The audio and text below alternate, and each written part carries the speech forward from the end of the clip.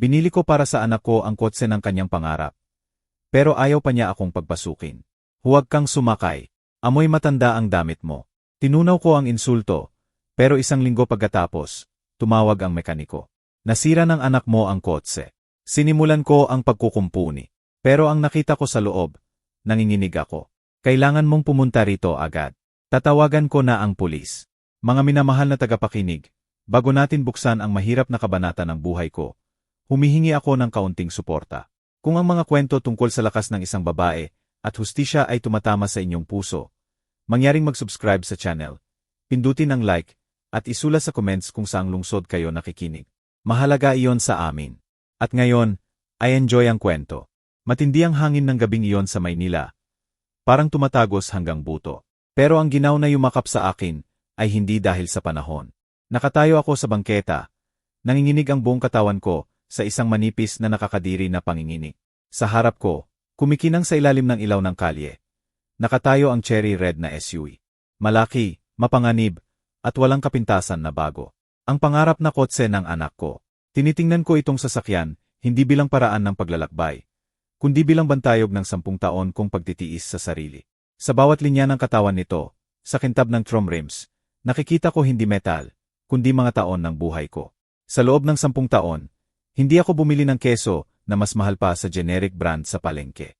10 taon akong nagsuot ng parehong sapatos, hanggang pumayat na parang papel ang suelas. Tinanggihan ko ang bakasyon, bagong libro, at kahit gamot na makakatulong sa sakit ng kasukasuan ko, para lang makaipon ng piso-piso. Nagtatrabaho ako sa aklatan, humihinga ng alikabok at binabantayan ang bawat piso sa lumang lata ng tsaa, para balang araw makita ko ang saya sa mga mata ni Renalyn. At dumating na ang sandali. Lumapit ako sa pinto ng pasahero. Gusto kong maramdaman ang lambot ng beige na katad. Langhapin ang nakakalasing na amoy ng bagong kotse na nangangahulugang tagumpay. Gusto ko lang makasakay sa tabi ng anak ko at maglibot sa barangay namin bilang tagumpay. Pero pag-abot ko sa handle, bigla akong hinarangan ni Renalyn. Hindi lang siya tumayo sa pagitan ko at ng kotse. Umurong siya na parang may nakakahawang sakit ako. Hindi, Nay. Mahina ang boses niya, halos bulong, pero sa katahimikan ng gabi, mas malalim ang sugat kaysa kutsilyo. Mabilis siyang lumingon sa paligid. Tinitingnan kung may kapitbahay o dumadaang nakakakita sa eksenang ito. Ang mga mata niya, dati malinaw, ngayon ay naningkit sa inis. Sumasakay ka sa jeep. Flat na sabi niya. Huwag kang sumakay dito. Natigilan ako. Natigil ang hangin sa lalamunan ko. Pero bakit, Renalyn? Hingal kong tanong. Pakiramdam ko'y nagiging yelo ang lahat sa loob ko. Gusto ko lang makasakay kasama ka. Binili ko to para sa'yo. Nagmukha siyang may sakit ngipin. Lumapit siya at naamoy ko ang mahal niyang pabango. May halong bulaklak, matalim, uso. Hindi tungkol sa kotse, Nay. Tungkol sa'yo. Tinuro niya ng mata ang koot ko. Ang lumang gray wool coat na suot ko, nasa ikapitong taglamig. Amoy matanda ang damit mo. Yung amoy na yon, sumisipsip sa lahat. Sa upuan, sa plastic. Ayaw kong amuyin ng mothballs at luma ang bagong buhay ko. Ang bagong kotse ko. Naiintindihan mo ba? Nakabitin sa hangin ang mga salita. Amoy matanda. Wala akong masagot. Tumayo lang ako roon. Pakiramdam ko'y nagiging koton ang mga paa ko. Ang anak ko, ang aking Renalyn, na inuugoy ko sa gabi noong nagingilo pa siya, na binibigyan ko ng pinakamagandang hiwa ng karne sa nilaga habang ako'y natitira ang sabaw lang. Ngayon ay tinitingnan niya ako ng may disgust. Sa kanya, hindi ako ina na gumawa ng milagro para sa pangarap niya. Ako'y pinagmumulan ng masamang amoy, isang dumi. Pumunta ka na sa sakayan. Malapit nang dumating ang ruta, 25. Sabi niya, binuksan ang pinto at mabilis na sumakay sa driver's seat, para hindi raw makihalubilo ang hangin sa labas sa climate control ng personal niyang paraiso. Mahinang umungal ang makina, sumiklab ang pulang tail lights, at dahan-dahang lumayo ang kotse. Iniwan akong mag-isa sa dilim. Pinanood ko ang cherry red na liwanag na nawawala sa trapiko, at naramdaman ang malaking butas na nabuksan sa dibdib ko, kung saan kakasabilang ng kagalakan. Sumakay ako pauwi sa jeep. Halos walang tao sa loob. Kumikislap ang malabong ilaw sa mga lubak. Umupo ako sa tabi ng bintana. Itinapat ang noo sa malamig na salamin. At lihim na inamoy ang manggas ng koot ko. Ano ba ang amoy ko? Malalim akong huminga. Sinusubukang maging patas. Amoy lavender soap ako. Ang pinakasimpleng sabon na binibili ko sa tindahan ng diskwento. Amoy lumang papel. Ang matamis na tuyong pabango ng mga aklat sa aklatan, kung saan ginugol ko ang buong buhay ko. Amoy gamot, valerian root at balm para sa likod ko. Hindi amoy matanda o dumi yon. Amoy matapat at mahirap na buhay yon. Amoy isang Pilipinang nakalimutan ang sarili para sa kapwa. Pero tinawag yon ni Renalyn na amoy matanda. At sa mundo niya, sa mundong desperado niyang pasukin, walang lugar para sa amoy na yon. Tinunaw ko ulit ang insulto. Mga ina tayo ay bihasa rito. Habang dahan-dahang tumatawid ang jeep sa tulay, nagsimula na akong maghanap ng dahilan para sa kanya. Bata pa siya. Kinakabahan siya. Malapit na ang engagement nila ni Julian. Gusto niyang maging perpekto. Hindi niya sinasadyang saktan ako. Sensitibo lang siya sa amoy. Kinumbinsi ko ang sarili ko. Inilagay ang mga pirapiraso ng dangal ko sa likod na drawer ng isip ko. Tulad ng ginawa ko ng daan-daang beses noon. Pero ang sumunod na linggo ay dumaan sa nakakabinging katahimikan. Walang tumawag ang telepono. Hindi nagpasalamat si Renalyn. Hindi tinanong kung nakauwi ba ako ng ligtas.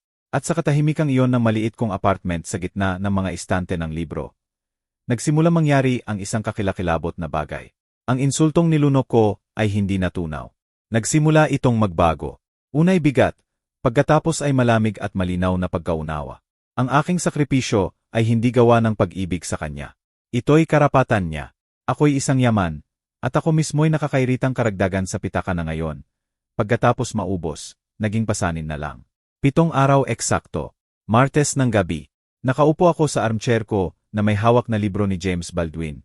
Sinusubukang magbasa pero malabo ang mga linya. Biglang nabasag ang katahimikan ng tunog ng lumang landline. Kinuha ko ang receiver. Angela Santos. Lalaking boses, magaspang, usok, pero may tensyon. Ako yon. Sino to?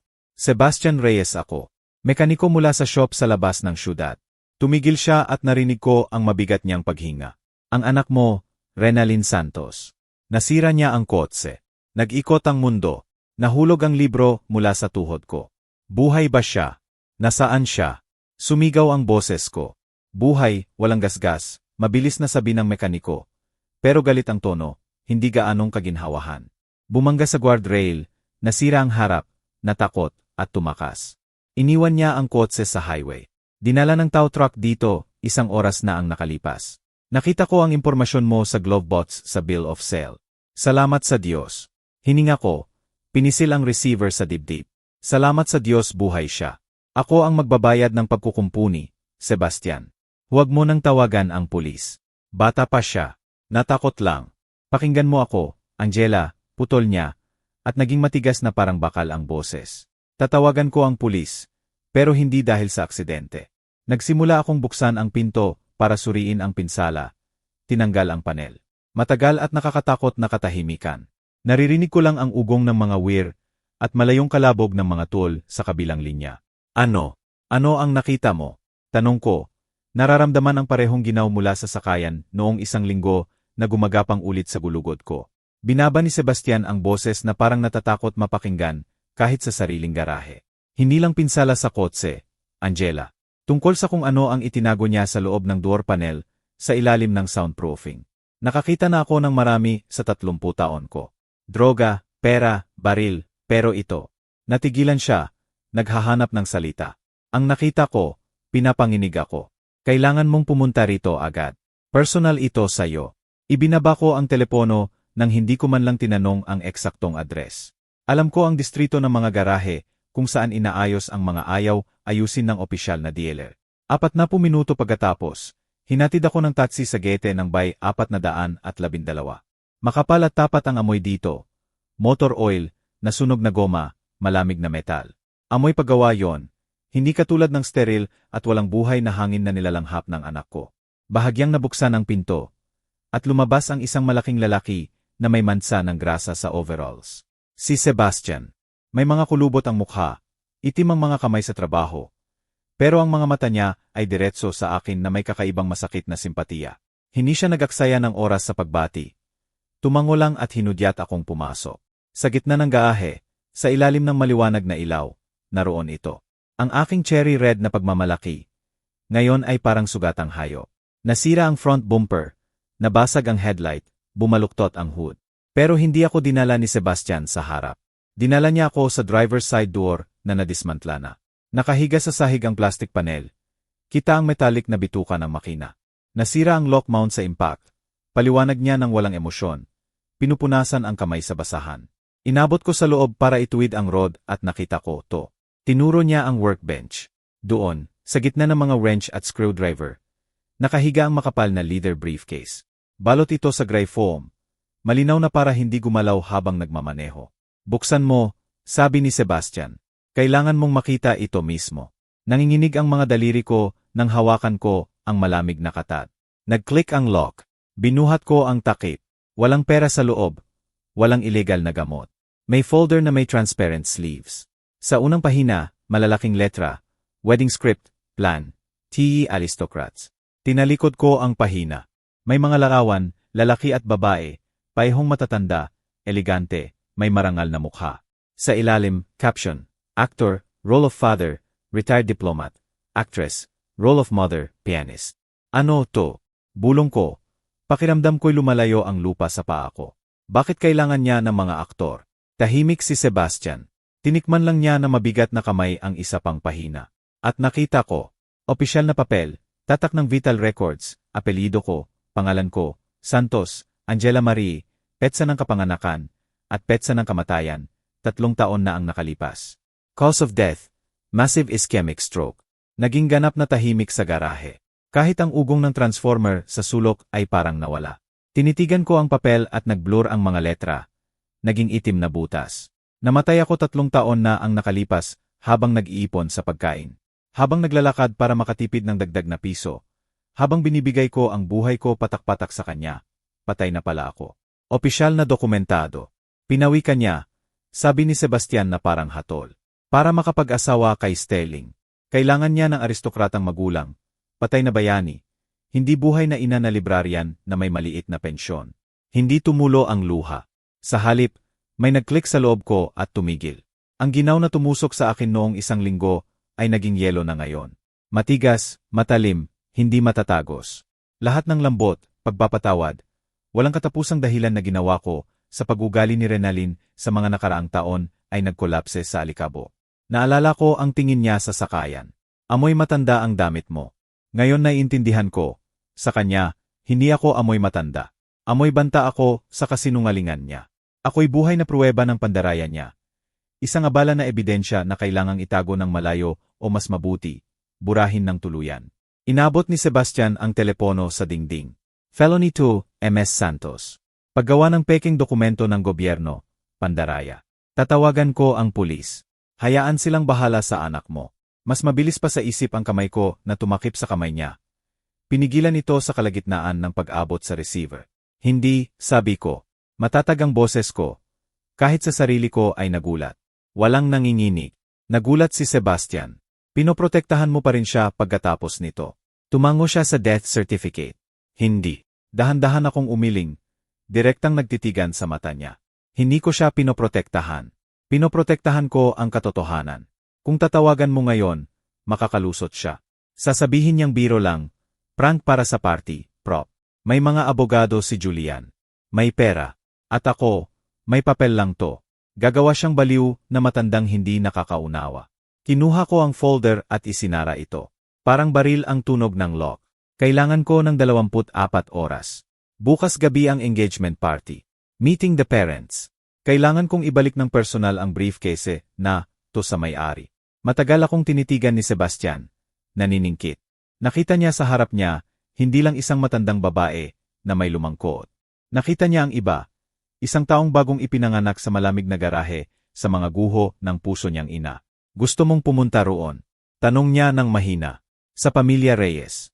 Gusto kong tingnan siya sa mata kapag nakita niya ang muling nabuhay na ina. Sagot ko. Ngumiti ang mekaniko. May kidlat ng respeto sa mata. Lumapit siya sa workbench, naghalughog sa drawer, at kinuha ang susi ng kotse. Kumikinang ang fob sa ilaw. Alam mo ba, itinapon niya sa hangin ang susi at sinalo. Naayos ko na ang bumper. Tinapi ang headlight. Mukhang nakakatakot, parang tangke pagkatapos ng laban, pero buo ang chassis. Hindi tumutulo ang radiator. Inabot niya ang susi. Kung pupunta ka sa digmaan, Angela, hindi dapat sumakay sa jeep ang general. Kunin mo ang tangke na binayaran mo ng buhay mo. Kinuha ko ang susi. Malamig ang metal sa palad ko. Pero ang lamig na yon ang nagbigay sa akin ng lakas. Salamat, Sebastian.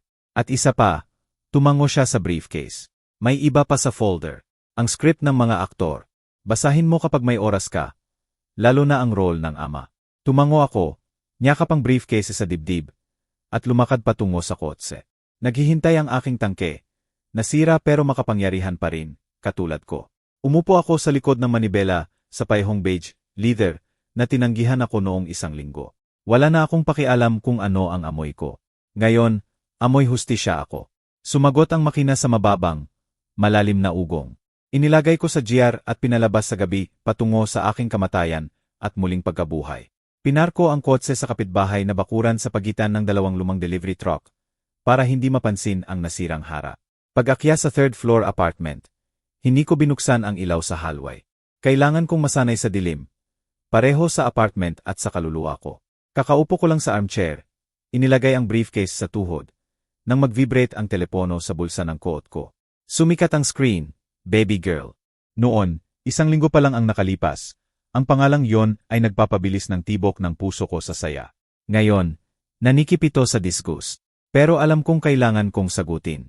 Kailangan kong gampanan ang papel ko habang ginagampanan niya ang sa kanya. Renalyn.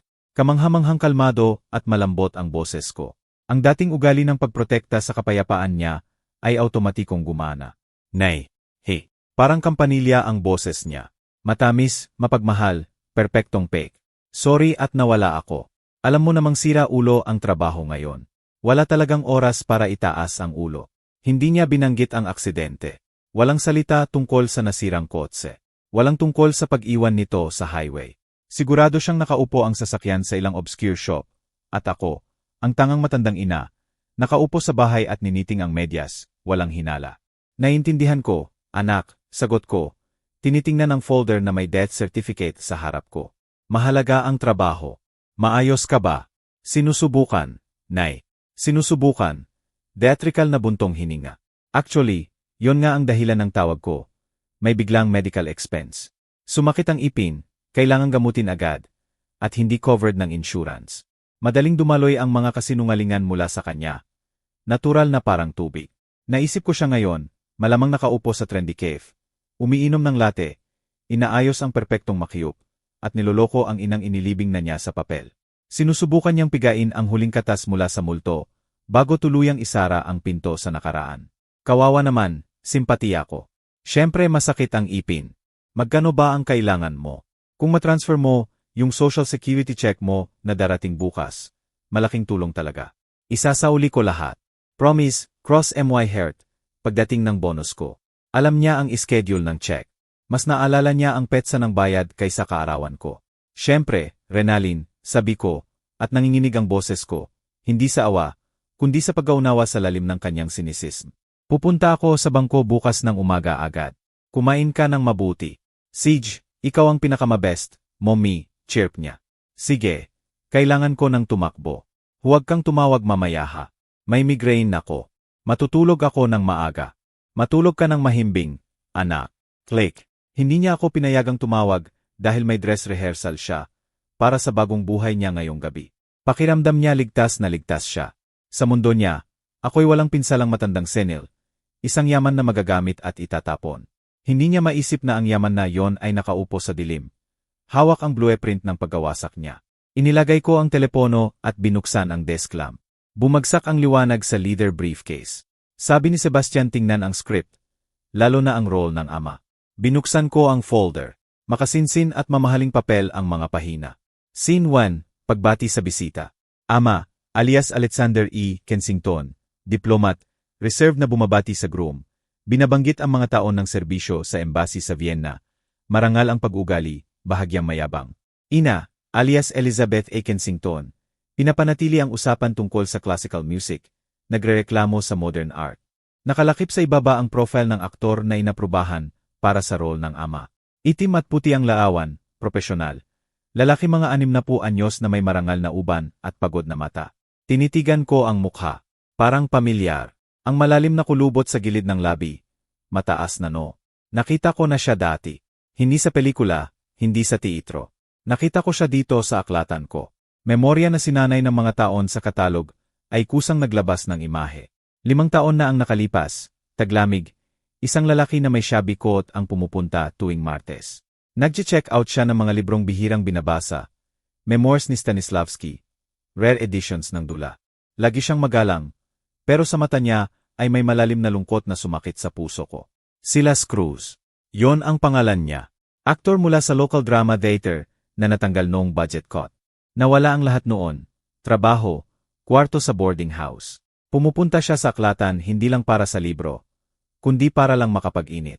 Naalala ko isang gabi, malapit nang magsara ang aklatan at nakaupo pa siya sa reading room. Nakayuko ang ulo sa kamay. Lumapit ako. Itinaas niya ang mukha. May luha sa mata. Inamin niyang wala siyang pupuntahan. 2 araw nang hindi kumakain. Sinira ko ang lahat ng rules noon. Pinatulog ko siya sa supli room sa lumang sofa. Nagdala ko ng sopa sa dermos at biskwit mula sa bahay. At kinabukasan binigyan ko siya ng pera para sa boss papuntang susunod na probinsya kung saan nakatira raw ang tiyahin niya. Hinawakan niya ang mga kamay ko, hinalikan, at sinabi, "Hindi ko makakalimutan to, MS Santos. Iniligtas mo ang buhay ko." At ngayon, si Silas Cruz, ang lalaking minsan kong pinakain at pinainit, ang gaganap bilang asawa ko. Bilang ama na nahihiya sa sariling anak, o mas tamang sabihin, ama sa anak na nahihiya sa akin. Nakakatakot na irony ang pattern ng tadhana. Hinaplos ko ng daliri ang larawan. Si Silas, pumayag siya sa kasinungalingang to. Siguradong dahil sa kahirapan. Ang pera para sa role na, to ay pwedeng pakainin siya ng mga buwan.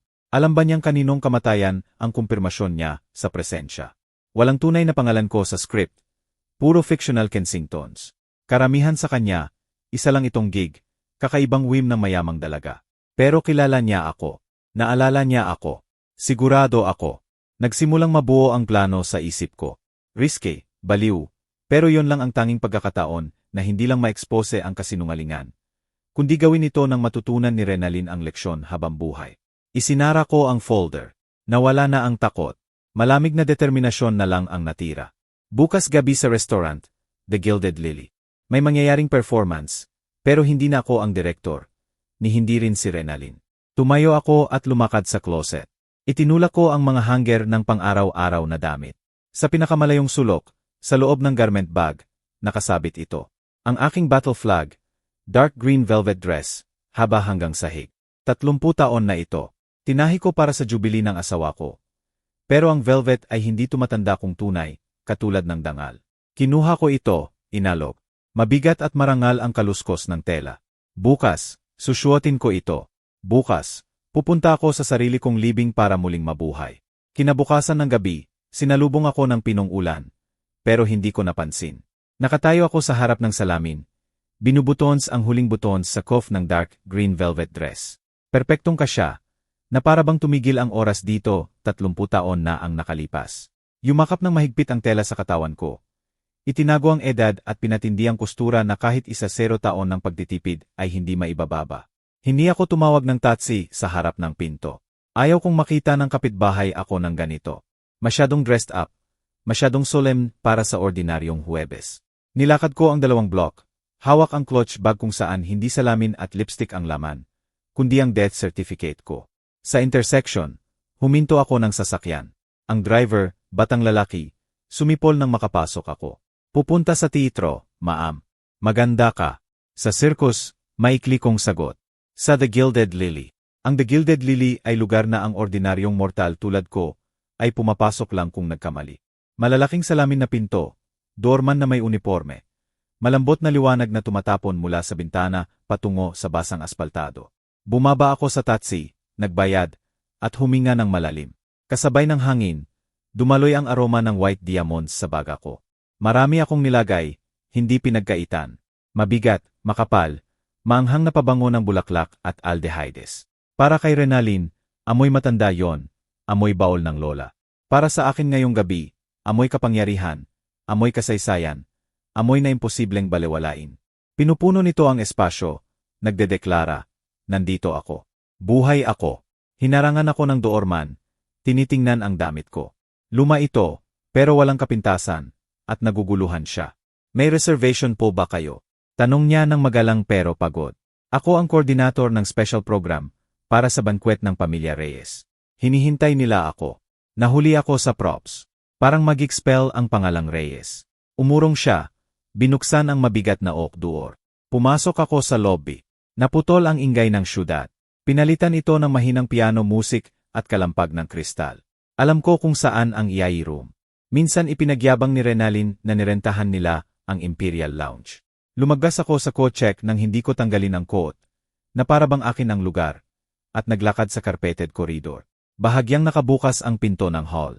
Tumigil ako sa anino ng malaking haligi para huminga at suriin ang sitwasyon. Maganda ang hall. Stock ko, ginto, malaking chandelier na kumikinang sa libu-libong ilaw. Sa gitna, round table na may snow white tablecloth. 4 na tao ang nakaupo. Si Renalyn ay nakatalikod sa akin. Pero nakilala ko sa tensyon ng postura at sa pagkakapit niya sa stem ng wing glass. Siya'y nakasuot ng champagne-colored dress na kita ang balikat at diamond necklace na siguro katumbas ng buong apartment ko. Sa tabi niya si Julian, bata, guwapo, may open at bahagyang naive na mukha. Tinitingnan niya si Renalyn ng may pagsamba. Hindi alam na katabi niya ang tsemera. Sa tapat nila ang mga magulang. Ang babae, ang aktres, masyadong A sa role. Masyadong madalas ang pagdampot ng labi sa napkin. Masyadong affected ang paghawak sa fork. Pero si Silas Cruz, mukhang pinapahirapan. Maluwag ang tutsedo. Aulit-ulit niyang inaayos ang bawti, at halos hindi itinaas ang tingin mula sa plato. Narinig ko ang boses ni Renalyn. May peke na kalungkutan. Kamanghamanghang babae si Mama, pianist, competition laureate. Pangarap niyang makita ang araw na to, pero stroke. Bigla ang nangyari. 3 taon na at hindi pa rin nawawala ang sakit. Tinakpan ni Julian ang kamay niya. Nakakalungkot, Renalyn. Sigurado akong ipinagmamalaki ka niya. Masaya siyang malaman na nasa magandang pamilya ka. Sumali ang aktres na ina. Pinupunasan ang tuyong mata. Ako at si Alexander, tumango kay Silas. Palaging alam na deserve ng anak namin ang pinakamabuti. Tahimik si Silas. Inabot ang baso ng tubig at nakita ko ang nanginginig na kamay. Tumalsik ang tubig sa gilid. Ingat, darling, bulong ng asawa. Sinipa sa ilalim ng mesa. Nakita ko yon. Pagkatapos, mas malakas, nagdadalamhati pa rin si Alexander sa pagkawala ng kapatid niya. Lumalaki ang kasinungalingan na parang snowball. Pinupuno ang buong espasyo ng kwarto. Physically sick ako. Ang anak ko ay inililibing ako ng buhay. Dinidilig ang libingan ko ng matamis na sirup ng hypocrisy at pinipilit ang mga estranghero na makibahagi sa farce na to. Dumating na ang oras. Tinanggal ko ang coat at isinabit sa braso ng waiter na dumadaan na may tray. Nagulat siya, pero nauna na akong lumakad sa liwanag. Hindi ako tumakbo, hindi sumigaw. Dahan-dahan akong pumasok sa hall, makinis, tulad ng malaking barkong pumapasok sa daungan. Matamlay na tumunog ang takong sa parkwet, pero walang lumingon. Lahat ay absorbed sa toast.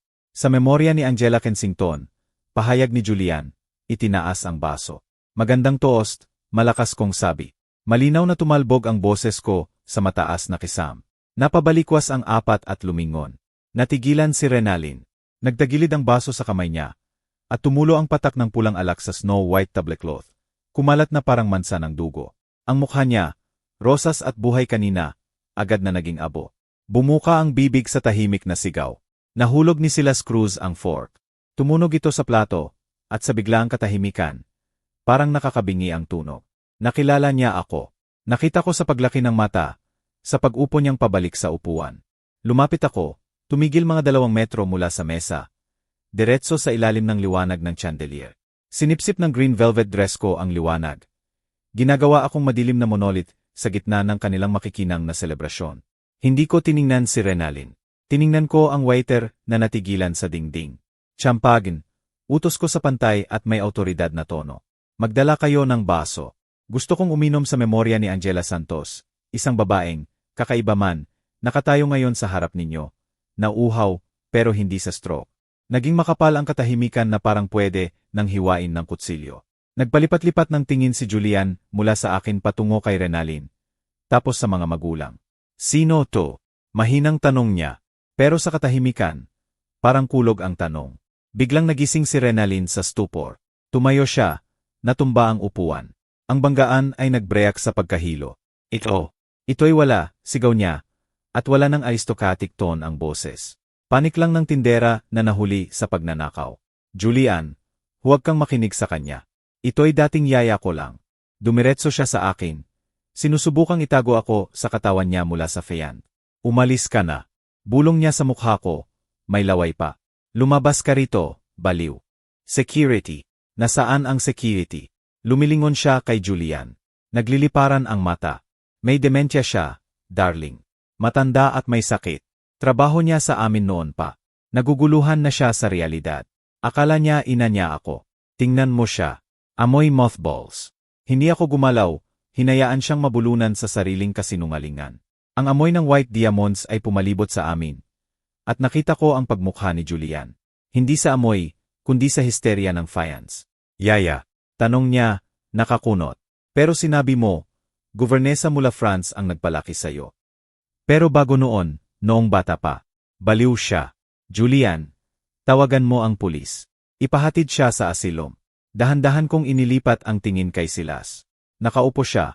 Nakakapit ng mahigpit sa mesa na puti na ang mga buko. Pawis sa noo. Tinitingnan ako ng may takot at pakiusap. Lumapit ako. Nilampasan si Renalyn na parang walang laman siya at lumapit sa mesa. Inilagay ko ang clutch sa tablecloth. Nag-click ang lock at kinuha ang nakatiklop na opisyal na papel. Kakilakilabot ang dementia. Renalyn, mahinang sabi ko, diretso sa mata. Nawawala nito ang memorya. Pero ang peking dokumento ay nawawala ang kinabukasan. Krimen yon. Binuksan ko ang death certificate at inilagay sa tabi ng plato ni Julian sa malinis na napkin. Ano to? Bulong ni Julian. Kinuha ang papel. Huwag mong hawakan. Sigaw ni Renalyn. Sinusubukang agawin. Pek yan. Sa computer lang print. Gusto niya ng pera. Blackmailer siya. Inilayo ni Julian ang kamay. Hindi pinayagang makuha ang dokumento. Binasa niya ang mga linya. Santos, Angela Marie, petsa ng kamatayan. Itinaas niya ang mata sa akin. Puno ng hindi pagkaunawa at unti-unting takot. Pero ikaw, nakatayo ka rito. Nakatayo. Tumango ako. At nakikita mo, buhay na buhay. Pero ang fans mo ay inilibing ako 3 taon na ang nakalipas para maging aristocratic orphan. Kasalanan yan. Hindi na sumisigaw si Renalyn. Umiiyak na siya. Papa, sabihin mo sa kanya. Sabihin mo. Baliw na yaya lang yan. Dumiretso siya kay Silas. Hinawakan ang manggas ng tutsedo. Inalog. Papa, magsalita ka. Dahan-dahang tumayo si Silas. Matangkad siya. At ngayon, pagkatapos ituwid ang likod, bigla na siyang hindi na mukhang kahina-hinala. Inalis niya ang kamay ni Renalyn sa balikat ng may disgust. Tiningnan niya ito, tapos ako. Nagbago ang mata niya. Nawala ang takot. Pinalitan ng dating lungkot na nakita ko sa aklatan. Pero ngayon may resolusyon. Hindi ko kaya, malungkot niyang sabi. Ano ang hindi mo kaya? Galit na bulong ni Renalyn. Nakuha mo na ang pera. Gawin mo ang trabaho mo. Humiling si sila sa kwarto, kay Julian, sa mga natigilan na waiter. Hindi ko kaya to, malakas at malinaw niyang sabi. Ang boses ng aktor, sinanay sa entablado, pinuno ang hall. Kilala ko ang babaeng to. Hindi siya yaya. Si Angela Santos ito, ang librarian. 5 taon na ang nakalipas, iniligtas niya ako sa gutom. Binigyan niya ako na matutuluyan nang iwan na ako ng lahat. Tinuruan niya akong magbasa ng Baldwin, hindi sa mata, kundi sa puso. Tumigil siya, at sa katahimikan, narinig ang kalampag ng kutsara sa tasa ng isang tao. Hindi siya baliw at tiyak na hindi patay. At ako, tinanggal niya ang bawti at itinapon sa mesa. Hindi ako diplomat na si Kensington. Ako'y failed actor, Silas Cruz. At nahihiya ako. Sobrang nahihiya na makibahagi sa sirkus na to. Bigat at hindi na mababawi ang mga salita ni Silas. Tulad ng nahulog na kurtina. Natigilan si Renalyn na nakabuka ang bibig. Nakaabot pa rin ang kamay sa pwesto kung saan naroon kanina ang braso ng ama. Completely cracked ang aristocratic mask. Kita sa ilalim ang nakakaawa, takot at masama. Lasing ka, sigaw niya, umaatras mula kay Silas. Nagsasalita ka ng kalokohan, Julian. Lasing lang yan. Sinabi ko sa'yo, hindi dapat tayo mag-imbita ng kamag-anak mula sa probinsya. Natigilan siya, realizing the slip, pero huli na. Dahan-dahang tumayo si Julian. Ang mukha niya, dati malambot at nakangiti, naging bato. Hindi siya tumitingin kay Renalyn, kundi sa papel na hawak pa rin niya. Ang death certificate ko. Nag-imbita. Ulit niya ng mahina. Sinabi mong nag-imbita. Dumiretso si Renalyn sa kanya. Sinusubukang yakapin. Tingnan sa mata. Gamitin ang lahat ng charm na gumana ng perpekto sa nakaraang taon. Bobby, Nagkamali lang ako ng sabi. Shock ako. Ang baliw na to at ang lasing na to nagkaisa. Gusto nilang sirain ang selebrasyon natin. Palisin mo sila. Pakiusap. Kumapit siya sa lapel ng jacket. Ang kuko na may perpektong manicure ay tumusok sa mamahaling tela. Pero hindi gumalaw si Julian, parang bato. Dahan-dahan pero matatag niyang inalis ang mga daliri at itinulak palayo. Huwag mo akong hawakan, sabi niya. Walang galit sa boses, malamig na disgust lang. Gusto kong marinig siya. Humiling siya sa akin. Sinabi mong ikaw ang ina niya. Tunay na ina. Julian, kalmado kong sagot. Pinanganak ko siya 26 taon na ang nakalipas sa City Hospital No. 4. Pinalaki ko siyang mag-isa. 2 trabaho ako para makapag-aral siya sa universidad. Ipinagbili ko ang bahay bakasyunan ng mga magulang ko para sa English courses niya. At nagtipid ako ng 10 taon para mabili ang kotse na sinira niya noong 1 linggo. Sinira. Nagkunot si Julian. Sinabi niya, nasa dealership para sa maintenance. Sinira niya at iniwan sa highway. At sa loob ng door panel, itinago niya ang dokumentong to at ang script na ginagamit natin ngayon. Suminghal si Renalyn na parang pusang nasulok. Tumahimik ka. Tumahimik ka. Bakit ka dumating? Bakit mo sinisira ang buhay ko? Humiling siya sa akin at nakita ko ang tunay na galit sa mata. Hindi inis, hindi hiya, kundi itim na makapal na puot. Tingnan mo ang sarili mo, sigaw niya, itinuro ako. Kaawa-awa ka. Amoy alikabok at kahirapan. Binibilang mo ang piso buong buhay mo. Nagsuot ka ng basahan. Gusto kong makawala sa lusak na to. Gusto kong mabuhay ng maganda, marangal. At ikaw, anchor ka. Hinila mo ako pababa. Sinubukan kong protektahan si Julian mula sa kahihiyan na to. Mula sa'yo. Natigilan ang hall. Ang mga waiter, ang aktres na ina, kahit ang mga bisitang sumilip sa pinto. Lahat nanonood sa eksena. Pinakinggan ko ang sigaw niya at naramdaman ang kakaibang kapayapaan. Nawala ang sakit. Lungkot na malalim na parang dagat ang natira. Tama ka, Renalyn, mahinang sabi ko nang tumigil siya, nabubulunan sa galit.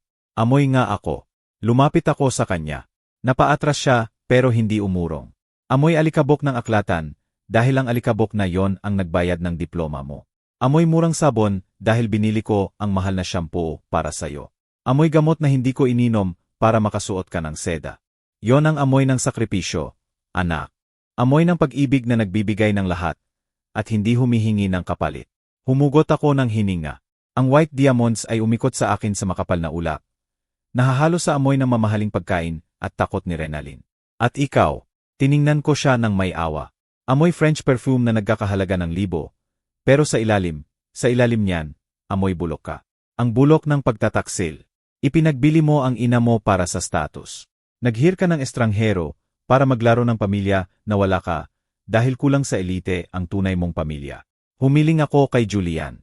Patawarin mo ang eksenang to, Julian. Hindi ko sinasadyang saktan ka. Mabuting tao ka. Nakikita ko yon. Hindi mo deserve ang kasinungalingan. Hindi ako nandito para humingi ng pera o magdulot ng eskandalo. Dumating ako para kunin ang susi. Susi, mekanikal niyang tanong. Sa kotse. Nakapangalan sa akin. Ibinenta ko na yan as is. Nasira. At kinansela ko ang deed. Ang apartment na nilagdaan ko kay Renalyn noong nakaraang buwan bilang wedding gift. Hindi pa tapos ang papeles sa City Hall. Bukas umaga, binabawi ko. Nagang mukha ni Renalyn. Suntok iyon sa ibaba ng sinturon. Suntok sa pinakamasakit na parte, ang bulsa. Hindi mo kayang gawin yon. Sigaw niya at sumugod sa akin. Itinaas ang kamay para sampalin. Hindi ako natigilan, handa sa suntok. Pero hindi dumating ang sampal. Nahuli ni Julian ang pulso niya, 1 pulgada mula sa mukha ko. Huwag kang gumalaw. Malamig pero bakal ang boses. Huwag mong hawakan siya. Itinulak niya ang kamay. Natumba si Renalyn at sasandal sana sa mesa kung hindi niya hinawakan. Julian, bulong niya, at tumulo na ang tunay na luha. Hindi mo naiintindihan. Halimaw siya. Binugbog niya ako noong bata pa. Pero hindi na nakikinig si Julian. Malapitan niyang tinitingnan ako. Pinag-aaralan. Ang nanay ko, bigla niyang sabi, nanginginig ang boses. Namatay 5 taon na ang nakalipas. Sa larawan sa mantlepis ko, nakasuot siya ng damit na katulad niyan. Dark green velvet. Sa malalaking okasyon lang niya isinusuot. Lumapit siya sa akin na parang hindi naniniwala sa mata. Hindi lang ina mo ang insulto mo, Renalyn. Sabi niya nang hindi lumilingon sa faience. Ininsulto mo rin ang memorya ng nanay ko. Dinala mo ang kasinungalingan na nakabalot sa banal na damit sa bahay ko. Sa oras na yon, bumukas ulit ang pinto ng hall, pero hindi waiter ngayon. Si Sebastian ang nakatayo sa pintuan. Nakasuot ng work coveralls, may lumang leather jacket sa ibabaw. Mukhang dayuhan siya rito, pero walang pakialam. Sa likod niya, 2 pulis. Nakita ni Renalyn sila at naging halos transparent ang kulay niya sa kaputla. Umaatras siya, natumba ang upuan na sinasandalan. Hindi, bulong niya. Tiningnan ni Sebastian ang kwarto. Nakita ako, at tumango ng maikli. Tinuro ang maruming daliri kay Renalyn. Siya yon, sabi niya sa mga pulis. Si Renalyn Santos ang tumakas sa aksidente. May dashcam footage kami mula sa saksi. Lumapit siya, naglalakad sa mamahaling karpet, nag-iwan ng bakas ng grasa. Tumingin kay Julian. Pasensya sa pagabala, Emma Reyes, pero hindi lang death documents ng ina ang nakita namin sa door panel. May stack ng loan agreements. Sa pangalan mo, natigilan si Julian. Sa pangalan ko. Peking pirma, pero tama ang ka-sport data mo.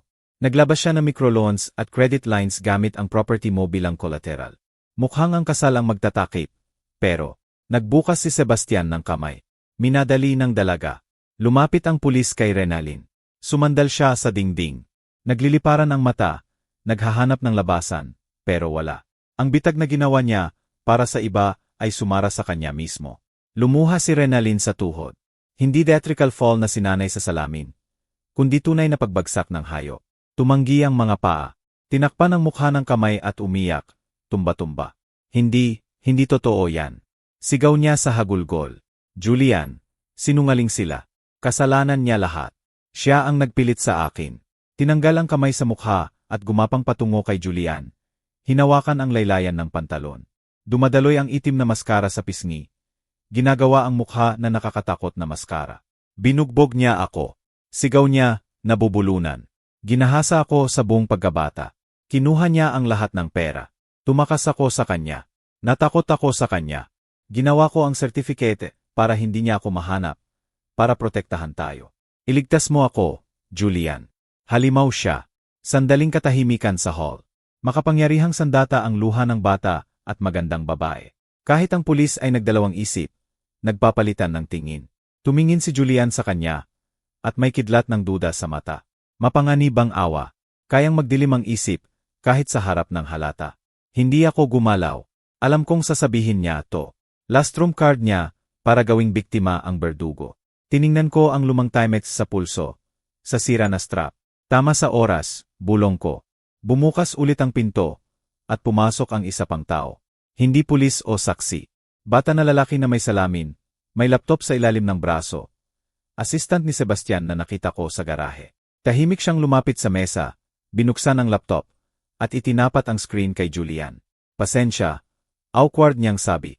Sabi ni boss ipakita to. Na-cover namin ang files mula sa dashcam. May audio. Lumitaw ang imahe sa screen, view mula sa loob ng kotse, hood, kalsada, at boses ni Renalyn. Nagsasalita siya sa speakerphone. Wala akong pakialam sa matandang hag, Lanka. Masigla at sinikal ang boses mula sa speaker. Bibili ako ng one-way ticket papuntang nursing home pag nakuha ko na ang singsing. Hayaan siyang mabulok doon kasama ng mga libro. At si Julian ang magtatakip ng loans. Hindi niya mapapansin. Gago kasi yon. Dapat mong makita. Naniniwala sa bawat salita ko. Sinabi ko na mga count ang ancestors ko o ano. Natunaw siya. Kailangan lang makarating sa kasal at magiging legal wife ako at hindi na siya alis. Tawa, malupit, matagumpay na tawa. Pagkatapos, tunog ng banggaan, paggiling ng metal at katahimikan. Natapos ang recording. Naging tahimik ang kwarto na naririnig ko ang tibok ng puso ko. Nawala ang duda sa mata ni Julian. Pumuti ang mukha niya na parang tiyal. Dahan-dahan siyang umatras mula kay Renalyn na parang makamandag na ahas. Gago. Ano? Mahinang tanong niya. Tumigil si Renalyn sa pag-iyak. Naintindihan niyang tapos na ang laro. Mabilis na natanggal ang victim mask katulad ng aristocratic mask. Tumayo siya mula sa tuhod, pinagpag ang damit, at tiningnan si Julian ng may malamig na galit. Gago. Spot niya. Ikaw at ang pamilya mong snob. Hindi mo ako titingnan kung alam mong anak ako ng librarian mula sa projects. Kailangan mo ng pedigree. Binigyan kita ng pedigree. Sumunod ako sa rules mo. Humiling siya sa akin. Walang remorse sa mata. Galit lang ng natalong manlalaro. At ikaw, bulong niya. Sinira mo lahat. Lagi mong sinisira ang lahat sa kahirapan mo. Katuwiran mo, mukha mong malungkot. Mas mabuti kung talagang namatay ka na. Lumapit ang pulis sa kanya. Isa sa kanila ang kinuha ang handcuffs. Renalyn Santos, ikaw ay inaresto sa hinalang fraud sa malaking halaga at forgery ng dokumento. Sumama ka sa amin. Nag-click ang metal sa manipis niyang pulso. Ang malamig na tunog ay tumalbog sa gintong stok ko ng kisam. Hindi lumaban si Renalyn. Itinaas ang baba ng mayabang. Pero nanginginig ang kamay. Pagdaan sa tabi ko, tumigil siya saglit. Galit ako sa'yo, bulong ng labi lang. Tiningnan ko siya, ang anak ko, ang maliit kong babae na tinuruan kong maglakad, na inalagaan sa bulutong, na binasahan ng fairy tales sa gabi. Saan ako nagkamali sa sandali nang maging bato ang puso niya? Alam ko, mahinang sagot ko. Mabigat na pasanin yan, Renalyn. Mas mabigat ang galit kaysa pag-ibig. Ngayon, ikaw na ang magdadala niyan. Nabitawan ko na ang pasanin ko. Suminghal siya at lumingon. Hinayaan ang pulis na dalhin siya palabas. Sumara ang pinto sa likod niya. Pinutol siya mula sa mundo ng karangyaan na pinagsikapan niya ng husto at ipinadala sa mundo ng konkreto at rehas. Lumapit sa akin si Silas Cruz. Mukhang tumanda siya ng 10 taon sa gabing yon. Patawarin mo ako, Angela, sabi niya, tinitingnan ang sahig. Hindi ko alam. Talagang hindi ko alam na ikaw yon. Akala ko, walang sama ng loob, Silas. Hinawakan ko ang kamay niya. Ginawa mo ayon sa konsensya mo. Yon ang pinakamahalaga. Umalis ka na. Wala ka nang ginagawa rito. Tumango siya, pinisil ang kamay ko ng may pasasalamat. At mabilis na umalis, kahit hindi lumingon sa mesa ng pagkain. Nawala na rin ang aktres na ina ng unang makita ang pulis. Kami na lang ni Julian ang natira. Nakatayo siya sa gitna ng walang laman na hall. Nalilito, durog. Gumuho ang perpektong mundo niya. Kita ang pangit na balangkas ng kasinungalingan. Talagang nakakalungkot, Julian, taos puso kong sabi. Walang may karapatan sa ganitong pagtataksil. Itinaas niya ang mata sa akin. May sakit doon, pero may bagong adult wisdom din. Salamat, malungkot niyang sabi. Kung hindi dahil sa'yo, ikakasal ako sa ilusyon. Mabubuhay ako sa kasinungalingan. Lumapit siya sa mesa, kinuha ang baso ng tsampag na hindi ko naubos, at inabot sa akin. Sa katotohanan, Angela, kahit gaano katamis. Kinuha ko ang baso. Sa kalayaan, Julian. Nagkatinginan ang kristal. Malinis at malinaw ang tunog. Tulad ng unang hampas ng kampana para sa bagong buhay. Inubos ko ang tsampag, inilagay ang baso sa mesa, at kinuha ang clutch. Paalam, Julian. Ihahatid kita. Gumawa siya ng galaw patungo sa akin. Huwag na. Ngumiti ako sa kanya sa unang pagkakataon ng gabing yon. Tunay. Naghihinday ang tangke ko at ang mekaniko ko. Lumabas ako ng The Gilded Lily patungo sa malamig na gabi. Tumigil na ang ulan. Sariwa at malinis ang hangin. Naghihintay si Sebastian sa lumang pickup niya. Nakapark sa tabi ng battered SUV ko. Nagyoyosi siya, tinitingnan ang bituin. Pagkakita sa akin, itinapon ang sigarilyo at dinurog sa bota. Kumusta, General? Tanong niya ng may pilantik ng ngiti. Tapos na ang digmaan. Tapos na, Sebastian, sagot ko. Pakiramdam ko'y may bumabagsak na bundok mula sa balikat. Nanalo tayo. Saan na tayo? Sa bahay. Tiningnan ko ang cherry red na kotse. Ang nasirang hood, ang sira na headlight. Hindi na ito simbolo ng sakripisyo ko. Ngayon, piraso lang ito ng metal. Mamahala, hindi kailangan na piraso ng metal. Hindi, sabi ko. Bukas, ibebenta natin ang kotse na to. Pero ngayon, ihatid mo ako sa aklatan. Gusto kong makasama ang mga libro. Hindi sila nagsisinungaling. Tumango ng tahimik si Sebastian. Binuksan ang pinto ng lumang truck para sa akin, at umalis kami. Lumutang ang Maynila sa gabi sa labas ng bintana sa malabong ilaw. Pero hindi ko tiningnan ang syudad. Tinitingnan ko ang loob ko. Sinusubukang unawain kung ano ang nararamdaman ng taong kamakailan lang ay nagpadala ng sariling anak sa kulungan gamit ang sariling kamay. Inaasahan ko ang sakit, pagluha ng puso. Pero sa halip, walang laman, tahimik, nakakaringi. Stale na walang laman tulad ng operating room pagkatapos ng malaking operasyon at nailabas na ang pasyente. Natanggal na ang bukol. Tiempo na lang ang natira. Tahimik at malikabok sa aklatan. Ang amoy na kinamumuhian ni Renalyn ngayon ay parang pinakamamahal sa mundo sa akin. Doon ako nagpalipas ng gabi, Nakaupo sa armchair sa pagitan ng mga istante. Nag-ayos ng lumang index cards. Humihinga lang ng hangin na yon. Sa umaga, alam ko na kung ano ang gagawin ko. Ang susunod na 3 buwan ay lumipas na parang isang araw. Nagtatagpo sa kulay abong blur ng bureaucracy at pagbabago. Una, ibinenta ko ang kotse. Ang buyer, flipper na may madaling mata, matagal na nag-click ang dila. Tinitingnan ang pinsala at sinusubukang ibaba ang presyo sa katawa-tawa. Kailangan palitan ng bumper, i-pull ang hood, deployed ang airbags, bulong niya, sinipa ang gulong. Kalahati lang ng market value ang ibibigay ko. Out of respect sa edad mo. Final na ang presyo, putol ko. Kunin mo o iwan. Nasa glove compartment ang service book. 200,000 mileage. Brand new ang engine. Hindi ito kalawang. Halos bago to na may history. Binili niya. Ang pera, mabigat na stock ng bayarin, pumunta sa bag ko. Noon, itatago ko yan sa ilalim ng kutson. Ipunin para sa ulan na araw para kay Renalyn paglaya niya. Pero tapos na ang noon. Bumalik ako sa apartment at tiningnan ang paligid. Ang lumang mabigat na wall unit na sumasakop sa kalahati ng kwarto. Ang kupas na wallpaper. Ang carpet mula pa 1,985. Lahat ay babad sa nakaraan, sa memorya ng sakripisyo, ng pagtitipid, ng pamumuhay para sa iba. Sapat na, sabi ko ng malakas. Kinabukasan, naghira ko ng crew ng manggagawa. Ilabas ninyo lahat, utos ko. Wall unit, sofa, rug, lahat sa tambakan. At ang mga libro, tanong ng foreman, tinitingnan ang mga istante ko. Iwan ang mga libro. Mga libro lang ang totoo rito. Mabilis at walang awa ang renovation. Tinanggal ko ang wallpaper kasama ang mga memorya. Pininturahan ko ang dingding sa light, mainit na kulay, kulay ng gatas na niluto, kulay ng umaga. Bumili ako ng light, modernong muebles, walang mabigat na kabinet, walang dust collector.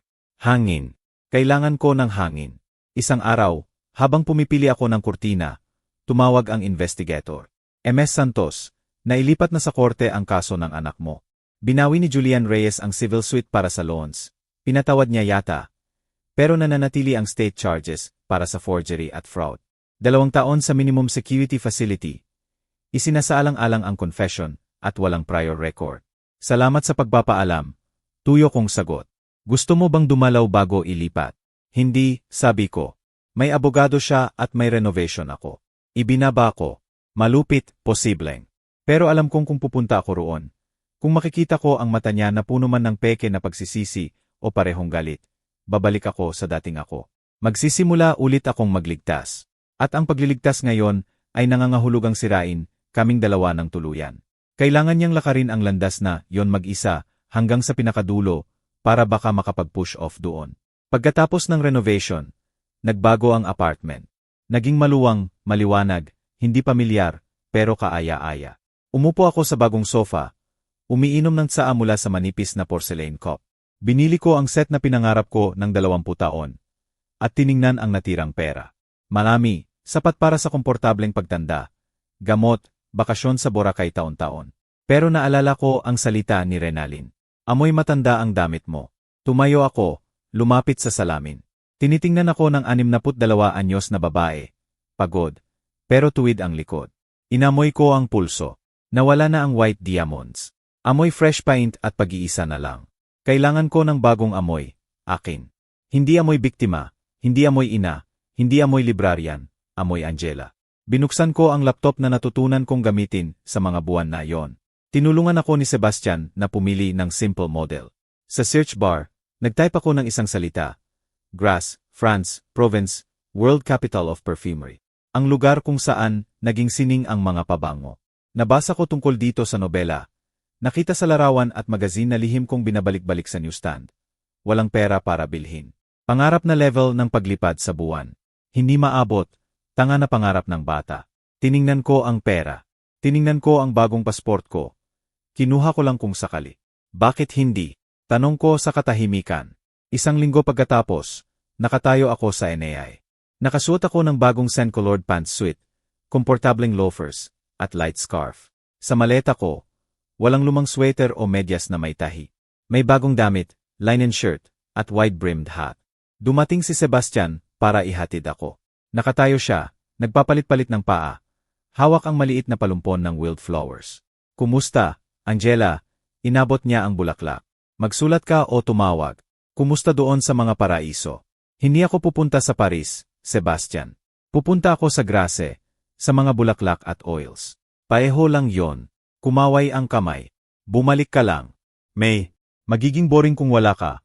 Wala ang pagmamaneho mo ng tangke. Ngumiti ako at niyakap siya. Amoy gasolina at tabako siya. Pero ngayon, ang amoy na yon ay parang amoy pagiging maasahan at pagkakaibigan. Babalik ako, Sebastian. Pero iba na. Iba ka na ngayon, sabi niya. Seryoso. Buhay ka na. Tumaas ang eroplano. Dala ko palayo sa kulay abong kalye. Sa memorya ng pagtataksil. Sa mga dingding ng kulungan kung saan nakaupo ang anak ko. Tiningnan ko ang ulap sa ibaba at sa unang pagkakataon sa maraming taon. Walang guilt sa paggawa ng para sa sarili. Sinalubong ako ng grase ng araw at amoy. Diyos, anong amoy yon? Kahit ang hangin dito ay parang hindi oxygen, kundi auma ng jasmine, rose, lavender, at mimosa.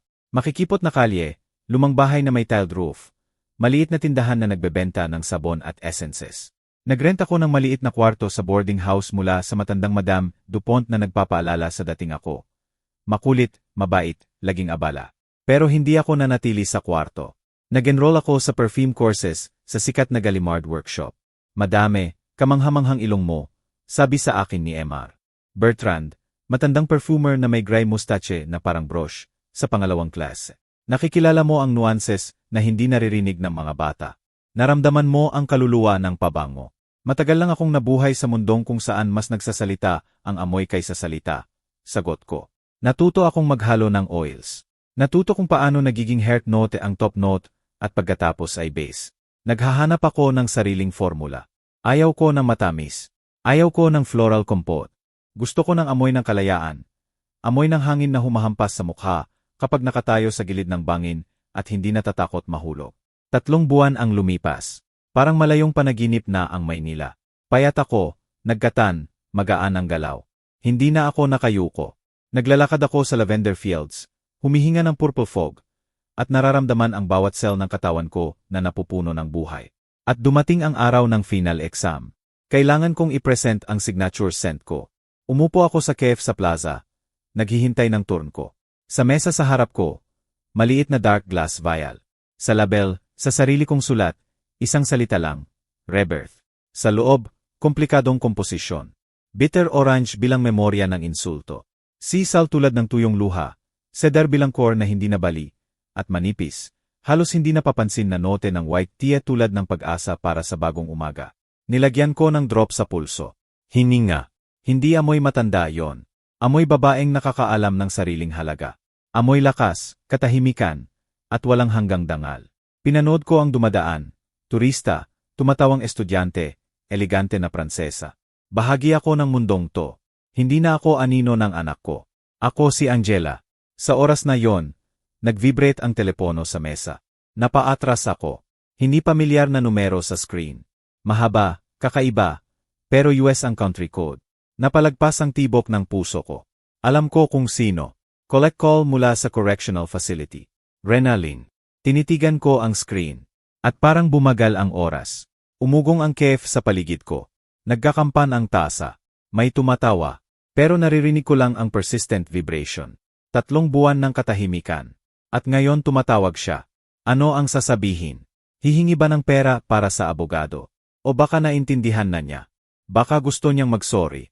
O baka muling ibuhos ang galit? Sisihin ako na nag-enjoy sa France, habang siya'y nananahi ng guwantes sa barracks. Lumutang ang daliri ko sa answer button. Ang dating Angela, ang nag-ipon ng piso at nilulunok ang insulto, ay pipindutin ng walang isip. Madadala siya sa pagliligtas, pag-aaliw, magpapadala ng package, ibebenta ang bagong damit, magbabayad ng extra commissary para sa anak. Pero nakaupo ako sa grass. Nakasuot ng linen suit. Sa pulso ko ang amoy ng rebirth. Naalala ko ang mukha niya sa korte. Galit ako sa'yo. Naalala ko ang garahe, ang death certificate. Hindi ko maililigtas ang ayaw iligtas. Hindi ko madadala ang cross niya. Binigyan ko siya ng buhay. Binigyan ng edukasyon. Binigyan ng lahat ng kaya ko. Ngayon, kailangan kong bigyan siya ng pinakamahalaga. Responsibilidad sa sariling aksyon. Patuloy na nag-vibrate ang telepono. Humihingi ng atensyon. Humihingi ng pagbabalik sa nakaraan. Dahan-dahan akong huminga. Hindi, mahinang sabi ko. Hinawakan ng daliri ko ang red decline button. Nagdilim ang screen. Tumigil ang vibration. Kinuha ko ang bote ng pabango. Nag-spray sa hangin sa harap ko. At lumakad sa ulap na yon. Bitter orange, salt, cedar, tea. Huminga ako ng buo. Malinis ang hangin. Malaya ako. Sa unang pagkakataon sa buhay ko, pinili ko ang sarili ko. Tumigil ang telepono, pero nararamdaman pa rin ng kamay ko ang phantom vibration. Tulad ng etyo ng lindol na natapos ng hindi sinira ang bagong mundo ko. Ang itim na screen ay sumasalamin sa maliwanag na langit ng Provence at sa mukha ko. Kalmado, walang anino ng guilt na sanay akong isuot na parang balat. Inilagay ko ang telepono sa sunwarm table sa tabi ng pabango. May gusto pa po ba si Madam? Ang boses ng waiter ay nag-pull out sa akin mula sa trance. Batang lalaki na may ngiti na walang condescension. Propesyonal na kagandahang loob at French lightness lang. Tiningnan ko siya. Noon, maguguluhan ako, magbibilang ng sukli sa pitaka. Natatakot na mukhang hindi sapat na mayaman o masyadong gastador. Isipin ko, ang kape na to ay katumbas ng 5 kilong bigas. Pero ngayon, ngumiti lang ako pabalik. Wala na, Pierre. Ang bill, pakiusap. Kumuha ako ng bill mula sa purse at inilagay sa saucer. Hindi naghihintay ng sukli. Pera yon mula sa ibinenta na kotse. Yung hindi ako pinayagang sumakay. Ngayon, binibili nito, hindi bagay kundi sandali. Mga sandali ng katahimikan, at karapatang hindi sagutin ang telepono. Lumabas ako ng cave patungo sa cobblestone street ng grass. Nasa zenith ang araw, binabaha ng gintong liwanag ang syudad. Sa paligid ko, amoy hated stone, cypress, at malayong, halos hindi napapansin na amoy dagat. Dahan-dahan akong naglakad. Nararamdaman ang linen fabric ng pantalon na humahaplos sa balat sa bawat hakbang. Magaan. Hindi ko kayang ilarawan ang gaan. Dumaan ang grupo ng turista. Sa kanila, may matandang babae na humihila ng mabigat na maleta sa gulong. At sa tabi niya, batang babae na nakabaon sa cellphone, hindi man lang tinulungan. Humihina ang paghinga ng matanda, pinupunasan ang pawis sa noo, pero tahimik. Tumigil ako. Sumakit ang puso ko sa dating awa. Gusto kong lumapit, tulungan, sabihin sa batang babae na kunin ang maldita na maleta. Pero pinigilan ko ang sarili. Hindi yon ang laban ko, at hindi yon ang maleta ko. Natapos ko na ang pagdadala ng sa akin, hanggang final station, at iniwan doon. Lumiko ako sa makipot na eskinita, patungo sa observation deck. Ngayon, siguro tinitingnan ni Renalyn ang telepono sa selda, o sa hallway ng block. Nakikinig sa dial tone na naging katahimikan. Siguro galit siya, o umiyak o sinisumpa ako. Pero sa unang pagkakataon sa buhay ko, hindi yon ang problema ko. Ang pagtanggi ko ay hindi revenge. Ito ang huling leksyon na maibibigay ko sa kanya. Ang pinakamahalagang leksyon, may hangganan ang bawat tao, at ang pag-ibig ay hindi pag-aalipin. Lumabas ako sa parapet. Sa ibaba, liblib na lambak na natatakpan ng karpet ng bulaklak at ubasan. Hinampas ng hangin ang mukha ko. Ginulo ang buhok ko na ngayon ay noble chestnut shade na, hindi na nakatago sa gray scarf. Dinala ko ang pulso sa mukha, at hininga ang amoy ko. Rebirth. Tama si Renalyn. Ganap na tama. Ang amoy na tinawag niyang amoy matanda ng may galit. Hindi amoy edad yon. Ang matanda ay maaring amoy ginhawa, karunungan, mainit na tinapay. Ang naamoy niya sa akin noon sa tabi ng kotse ay amoy takot. Amoy babaeng nakalimutan kung sino siya. Amoy walang katapusang pagtitipid sa sarili. Amoy labada na mas pinahahalagahan kaysa sa sariling kamay. Amoy biktima. At talagang nakakadiri yon. Pero dito sa ibabaw ng burol, hinahampas ng hangin ng France, iba na ang amoy ko. Amoy asin dahil natuto akong pagalingin ang sugat, hindi himayin. Amoy bitter orange dahil tinanggap ko ang pait ng buhay bilang kinakailangang bahagi ng lasa nito. Amoy cedar dahil may gulugod na ako. Isinara ko ang mata. Sa malayong Amerika, nananatili ang aking nasirang cherry red na pangarap. Walang laman na apartment. At anak ko na may mahabang daan pa para mahanap ang sarili. Hindi ko alam kung lalakarin niya yon. Hindi ko alam kung tatawag siya pagkalipas ng 2 taon paglaya niya. Hindi ko alam kung sasagutin ko. Pero isang bagay ang alam ko. Hindi na ako bibili ng one-way ticket para sa iba kung wala akong upuan sa tren na yon. Binuksan ko ang mata at tiningnan ang abot-tanaw kung saan nagkita ang langit at lupa sa walang hanggang asul. Nandito ako, mahinang sabi ko, hindi sa sinuman partikular kundi sa universo mismo. Ako si Angela at nagsisimula pa lang akong mabuhay. Lumiko ako at lumakad balayo sa bangin pabalik sa syudad kung saan naghihintay ang lesson sa solid perfume at evening walk. Hollow ang tunog ng mga hakbang ko sa cobblestones. Mga hakbang yon ng malayang babae. Mga minamahal na tagapakinig. Dito na nagtatapos ang kwento ni Angela Santos. Kwento ng sakripisyo na naging lason at pagtataksil na naging lunas. Hindi madaling daan mula sa kahihiyan sa gabi ng kalye hanggang sa maaraw na umaga sa province. At ngayon, habang lumilipat ang huling pahina, gusto kong itanong sa inyo, ano ang gagawin ninyo? Tama ba si Angela sa pagpindot sa decline button? Pagkatapos ng lahat, tinuruan tayo na ang puso ng ina ay dapat magpatawad sa lahat. Na ang ina ay eternal donor, handang magbigay ng huling patak ng dugo. Pero saan ang linya kung saan ang sakripisyo ay naging kasabwat sa kasamaan? Ang tigas ba ni Angela ang tanging paraan para iligtas ang natira sa kaluluwa niya? O baka sa tingin ninyo, walang karapatan ang ina na iwan ang anak? Kahit 26 anyos na at gumawa ng krimen ang anak. Isula sa comments ang opinyon ninyo. Hinuhusgahan ba ninyo si Angela o ipinagmamalaki ninyo siya? Kaya nyo bang gawin ang pareho? Ang inyong kwento at opinyon ang nagbibigay buhay sa mga kwento namin. Binabasa namin ang bawat comment. Kung naantig kayo sa kwentong ito, kung nag-isip kayo tungkol sa relasyon ninyo, sa mahal sa buhay o sa sariling halaga, mangyaring suportahan ang channel. Pindutin ang like sa video na to. Nakakatulong yon para makahanap kami ng bagong makapangyarihang kwento para sa inyo. Mag-subscribe sa channel at pindutin ang bell icon para hindi kayo makaligtaan ang susunod na kabanata. Pagkatapos ng lahat, ang buhay ang sumusulat ng pinakakamanghamanghang script. Naway nasa mabuti kayong lahat. Lalabas ang window sa gitna ng screen sa dulo ng video na to. I-click para mapanood ang iba naming pinaka-exciting na kwento.